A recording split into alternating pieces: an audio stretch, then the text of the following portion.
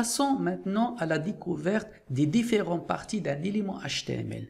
Regardons notre exemple paragraphe d'un peu plus près. Il est composé de 3 parties: la balise ouvrante, la balise fermante et le contenu. La balise ouvrante s'agit du nom de l'élément, dans notre cas P, encadré par un chevron ouvrant et un chevron fermant.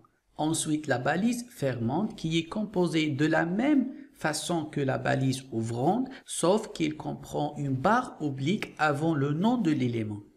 Et enfin, le contenu, qu'il s'agit le contenu de l'élément, dans notre cas, un ordinateur est un appareil électronique. Passons maintenant à la pratique pour que vous ayez un exemple clair. Commençons par créer un nouveau fichier dans notre éditeur de texte, puis sélectionnez le langage HTML. Pour créer notre élément, nous commençons par la balise ouvrante. On écrit chevron ouvrant, le nom de l'élément P, ensuite chevron fermant. Après, on écrit le contenu de notre élément, texte, puis la balise fermante. On écrit chevron ouvrant, la barre oblique, ensuite le nom de l'élément P, ensuite chevron fermant. Comme ça, nous avons créé notre élément. Une autre manière pour créer un élément dans Visual Studio Code, c'est d'écrire juste le nom de l'élément, dans notre cas P. Ensuite, on clique sur Entrée. Après, Visual Studio Code écrit tout le code de l'élément. Ensuite, nous pouvons insérer notre texte entre la balise ouvrante et la balise fermante. Pour exécuter notre fichier, vous devez d'abord l'enregistrer en cliquant sur CTRL-S. Ensuite, on écrit le nom du fichier ici et on clique sur Enregistrer. Pour exécuter, on clique droit, ensuite Open in Browser ou Ouvrir dans le navigateur. Et voilà. Passons maintenant à découvrir ce que c'est un attribut. Les éléments peuvent aussi avoir des attributs. En général, les attributs contiennent des informations supplémentaires sur l'élément sans qu'elles apparaissent réellement dans le contenu. Par exemple, l'attribut ID donne à l'élément un nom d'identification qui peut être utilisé ensuite pour cibler ou sélectionner l'élément afin de lui attribuer un style d'affichage en utilisant le code CSS. Pour créer un attribut, il suffit d'ajouter un espace entre le nom de l'élément et le nom de l'attribut, puis ajouter le signe égal suivi par la valeur de l'attribut entouré par des guillemets d'ouverture et de fermeture. Passons maintenant à découvrir ce que c'est un élément vide. Tout d'abord, tous les éléments HTML ne suivent pas le modèle d'ouverture du balise, puis contenu, puis fermeture du balise, mais certains éléments ne se composent que d'une balise, qui servent à insérer quelque chose dans le document à l'endroit où ils sont mis. Par exemple, l'élément EMG sert à insérer une image dans notre document à l'endroit où il est déclaré. Le nom de l'image est précisé par l'attribut src pour source. Notez que l'image doit être existe avec notre document au sein d'un même répertoire. Pratiquement, la barre oblique peut ne pas être utilisée dans notre balise vide. Dans notre exemple, l'image va s'afficher correctement sans la barre oblique, mais la syntaxe de la balise auto-fermante est privilégiée. Passons maintenant à pratiquer ça pour que vous ayez un exemple clair. Dans ce TP, nous allons créer notre premier élément vide HTML. On va utiliser l'élément EMG qui nous permet d'afficher une image dans notre document. Pour faire, nous avons besoin de cette image. Commençons d'abord à ouvrir le dossier qui contient l'image. Puis, créons notre document HTML qu'on peut le nommer élément vide.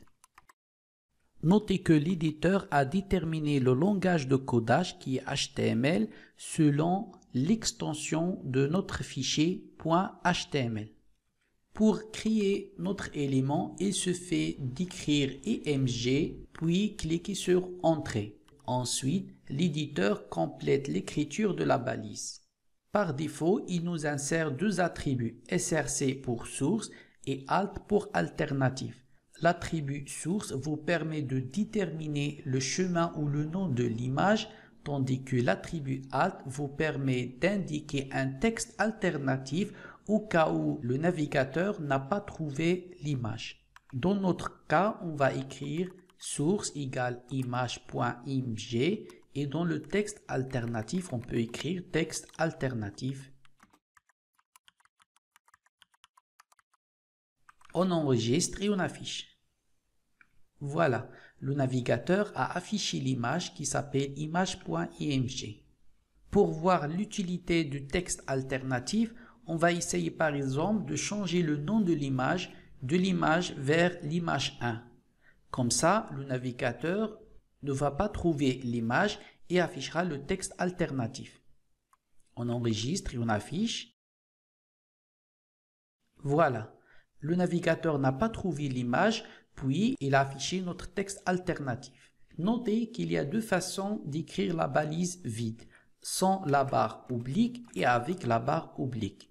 Mais la syntaxe avec la barre oblique est privilégiée et s'appelle balise auto-fermante. On enregistre et on affiche à nouveau pour voir qu'il n'y a aucune différence entre la syntaxe sans ou avec la barre oblique. Avant de continuer notre anatomie d'un élément HTML, je vous propose de découvrir un nouveau élément qui s'appelle Input. Il vous permet d'insérer une zone de saisie de texte dans votre document HTML. Nous allons utiliser deux parmi ces attributs. Le premier s'appelle Type, qui précise la nature de la zone de saisie, dans notre cas, texte, qui indique la saisie de texte. Le deuxième attribut s'appelle Disabled, qui vous permet de désactiver la saisie de texte. Passons maintenant à découvrir ce que c'est un attribut booléen. Vous verrez parfois des attributs sans valeur définie. C'est tout à fait autorisé et sont appelés attributs booléens. Ils ne peuvent avoir qu'une seule valeur, généralement la même que le nom de l'attribut. Par exemple, dans notre cas, l'attribut disabled peut s'écrire sans valeur. Dans ce cas, il prend la valeur par défaut qui est généralement le nom de l'attribut, disabled. Dans la partie suivante, nous allons voir l'attribut placeholder de l'élément input qui permet d'afficher les informations sur la valeur à saisir par l'utilisateur. Par exemple, nous avons affiché à l'utilisateur une information sur la valeur qu'il peut saisir dans la zone de saisie.